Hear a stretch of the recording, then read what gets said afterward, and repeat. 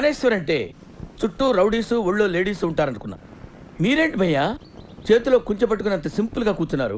మీ సినిమాలలో చూపెట్టినట్టు అన్ని ఒడుచుకుంటూ కూర్చోమంటావా? పెయింటింగ్ అంటే మనకు పానం. ప్రాణాలు తీసే మీరు పెయింటర్ కూడా అవటం నిజంగా గ్రేట్ కదరా.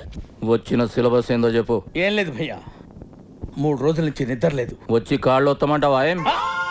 కళాకారుడు ఎంత సున్నితంగా ఉంటాడో ఒక కళాకారుడిగా నేను మీకు చెప్పాల్సిన అవసరం లేదు.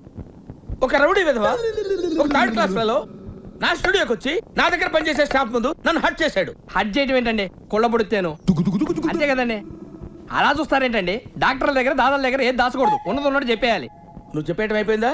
మిగిలింది నేను చెప్పుకోనా? అదిగో నువ్వే చెప్తావా? చెప్పండి సార్. అది భయ్యా, అది భయ్యా జరిగింది. దానికి నేనేం చేయాలి? మీ పవర్ చూపించాలి. నేనేదో నెంబర్ 1 మ్యూజిక్ డైరెక్టర్ అనే అప్లికేషన్ వద్దు. మార్కెట్లో మీ రేట్ ఎలా ఉంటే అలా తీసుకోండి. వాడిని ఎలా కొట్టాలంటే నేను చెప్తాను సార్. వాడిని ఎలా కొట్టాడు మీరు వాడిని అలా కొట్టాలి. వాడిని ఏడేడ బజాయించిండో నాకేమేరకరా? నాకెరక సార్, అసలు నా లైఫ్ లో అలాంటి కొట్టుడే చూడలేదు.